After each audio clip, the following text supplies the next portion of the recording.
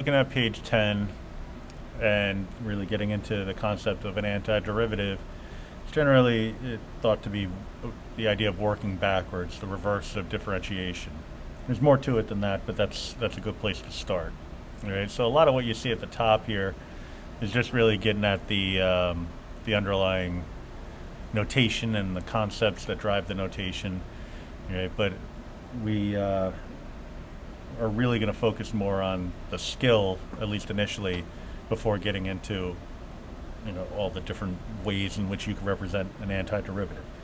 Right, but for now, we really need a couple of things. One is the integral symbol. Right. Another is obviously the variable of integration, and then also the constant of integration. Right. So the basic rules of integration, some of these are familiar and some of them probably not. We'll see. We'll just kind of go through them and see where we're at with it. So the antiderivative of zero, we're thinking about what it was before, what function it was before a derivative was taken. Zero must have been the result of differentiating some constant value. Right? So that constant value could be a 2, it could be a pi, it could be a 1/3, it could be a lot of different things. Bottom line is we don't know, and so what we do is we just make a ruling here, and we just say that the antiderivative of 0 is some constant c. All right. Now, k is generally thought to be an indicator of some sort of constant, just not necessarily a constant of integration. So it's kind of like I look at it as the difference between a known constant and an unknown constant. Right? So a known constant, like some constant of proportionality, or if you're talking about exponential growth or decay or something along those lines, or the rate of growth is 2%, then that would be some known constant. Right? Whereas the constant of integration we know it's constant, we just don't know what it is. Right? So this very well could be the antiderivative of 2 with respect to x, or negative 1/3, or pi, or whatever. We just don't know what it is, but we can assume that it must have been the coefficient of some linear expression. Right? So if you're familiar with the reverse of the power rule, that could kind of come into play here. I'll talk about that in a little bit. But the general rule here would be that we're looking at kx as the antiderivative of k, because the derivative of x, that linear derivative, what's the slope of a line whose slope is 1, it's going to be 1. Multiply that by a k, and you get a k. All right, but we do have to include the constant of integration, because that could always be part of the action. All right. No matter what we come up with as an antiderivative, we can always add on some constant and still have a true antiderivative. All right. The next one's kind of funky, and since we don't know what the function is, the way we denote the antiderivative is by just calling it a capital. It's lowercase given, so we call it a capital as the antiderivative. All right, and that k represents a constant multiplier, just comes along for the ride. All right, so this is actually equivalent if you think about it. Kind of goes back to what we were talking about with summations. This is the same as well, let me put the I don't really need it. Same as a k in front of the antiderivative f of x dx. All right. Now that x to the nth, that's a power expression. The derivative of a power expression, you would find, you would take the exponent multiplied by the coefficient and reduce the exponent by 1. So let's just do the exact opposite of that. Increase the exponent by 1, and instead of multiplying, we divide. So divide what? Well, the understood coefficient of x is 1, so we're going to take the 1 and divide it by that new exponent. but we're always going to pop in a plus c at the end. All right. Now, if you try to apply this rule to the next one, you run into a little bit of trouble. And that's because, well, if you increase the exponent by 1, 1 over x is really x to the negative first. Increase the exponent by 1, you get x to the 0th. That's fine, but then divide by 0. Yeesh, not going to work. All right. What this ends up being actually as an antiderivative is the natural log of x. All right, but when you get into natural logs, you have domain considerations. All right, so let's actually take a look at this one on the calculator real quick. So we have 1 over x. I'll just do a quick zoom 6. All right, that exists everywhere from negative infinity to infinity with the exception of 0. Well, natural log doesn't exist at 0 anyway, so that's fine. All right, so let me just bring it in a little bit so we can see. Instead of going negative 10 to 10 for a while, go like negative 3 to 3. Now I just make it a little bit more obvious. Now what I'm going to do is I'm going to graph the natural log of x. All right. So what we're saying is the derivative of this function, y equals ln of x, should be equal to this. I'm going to make it bold so it stands out. So I'll hit enter on that slashy thing. All right. But you see here we have a little bit of an issue, and that is that this natural log only exists on the on the right-hand side. We need it to exist on the left-hand side also. All right, so there's a couple of ways that we can handle this. One would involve a transformation and piecewise relation. Another, let me just kind of pop it in right here.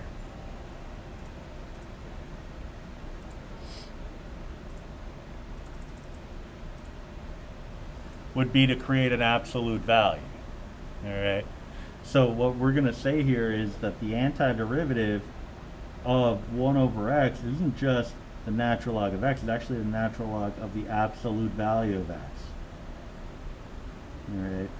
And the absolute value of x really just accounts for the idea that, and really if you kind of think about it, absolute value of x is the same as saying plus or minus x.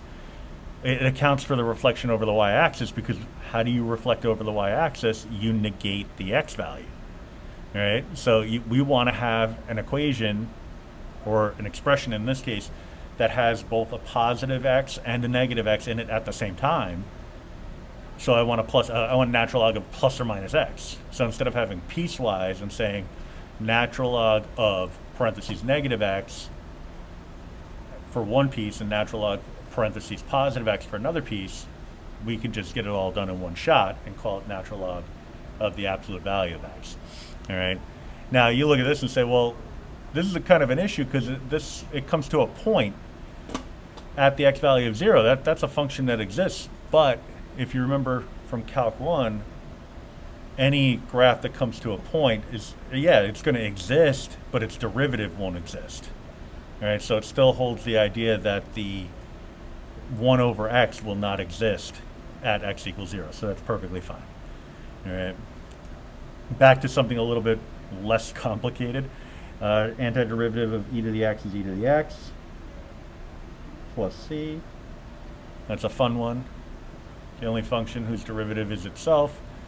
A to the x. Right? Same idea, except the base is different. Right? So you kind of look at that and say, well, wouldn't it be the same thing? Well, to some extent, yes, but I could show you very quickly on the calculator.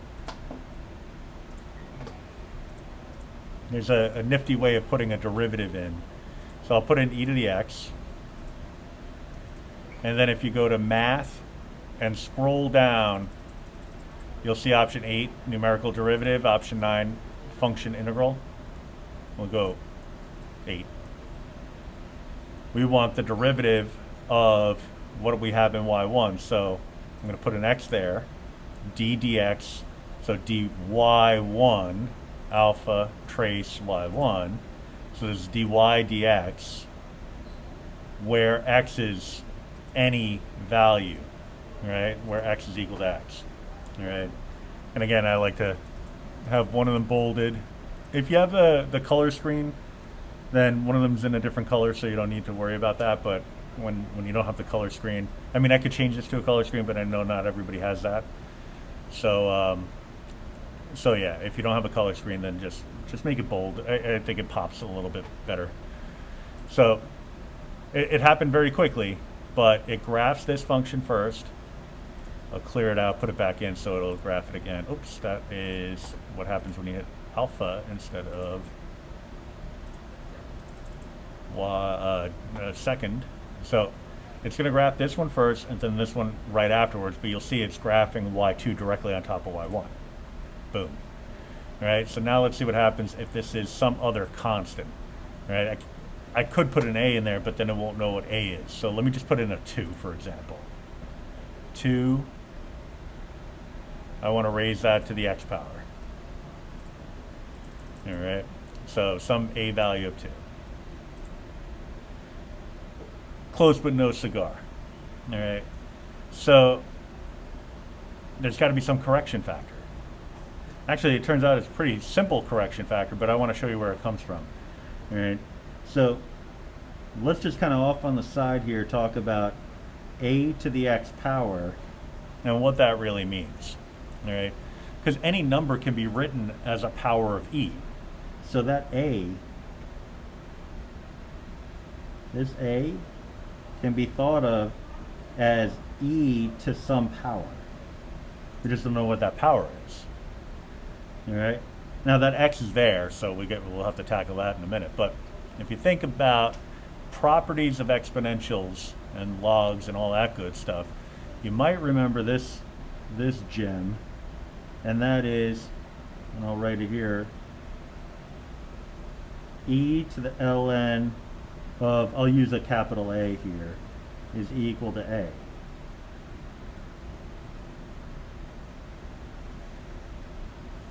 All right, so if I take e and raise it to a power of the natural log of whatever that base value is, so in this case 2, then I'll have an equivalent expression. 2 and e to the ln of 2 are the same thing. It's one of those pre-calc topics that didn't seem very useful at the time. So 2 and then e to the ln of 2. It was like, oh, they're the same thing. I guess I got that multiple choice question right. I don't know. But anyway, we can now write this as e to the ln of 2 times x. All right. So you can see here that it's only off by a factor of the natural log of 2 from being just plain old e to the x. All right. So we have to correct for that. So instead of, it's already multiplied by ln of 2 in the exponent, so we're gonna divide by the ln of 2. So the rule actually becomes 1 over ln of whatever the a value is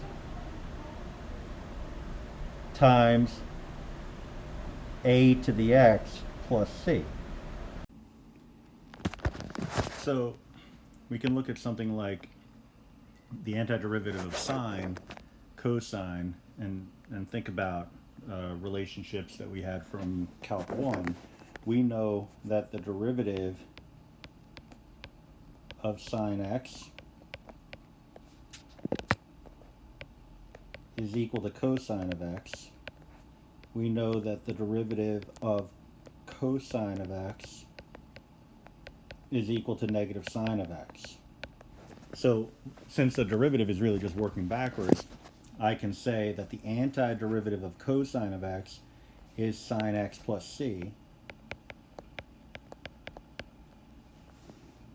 The antiderivative of sine x, well, I know the antiderivative of negative sine x would be positive cosine of x, so it stands to reason that the antiderivative of positive cosine of x would be, positive sine of x would be negative cosine of x plus c. All right. Tangent, secant, cosecant, cotangent, those, we'll come back to those in a minute. They're more complicated, but well, I'm just going to kind of give you those, but I want to kind of stay with this thread of knowing derivative rules from Calc 1. So secant squared, we can, if we know that the derivative of tangent of x is equal to secant squared, then we're in good shape, because then the antiderivative of secant squared would be tan x plus c. The derivative of cotangent of x is equal to negative cosecant squared x. So if I want to take the antiderivative of a positive cosecant squared x, it would be negative cotangent x. We know that the derivative of secant of x is equal to secant of x times tangent of x. So antiderivative of secant of x times tangent of x would be secant of x plus c. Cosecant of x cotangent of x is along the same lines, because the derivative of cosecant of x is negative cosecant x cotangent x, only off by a negative sign. So this would be negative cosecant x plus c. All right, natural log of x. All right, that's again along the same lines as these rules, ones that we haven't covered yet, so we'll get there. But for now, we're just going to say, here's a rule. I'll put stars on these actually.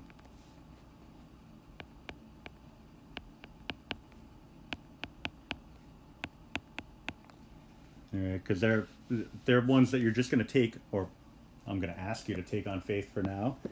But there are explanations forthcoming. All right, so the antiderivative of tangent is the natural log of secant.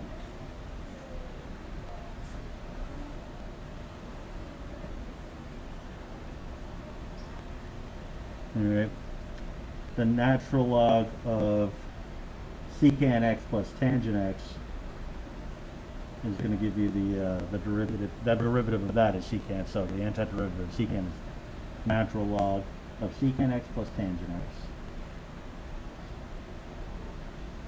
So the antiderivative of cosecant x is going to be ln of cosecant x minus cotangent x plus c.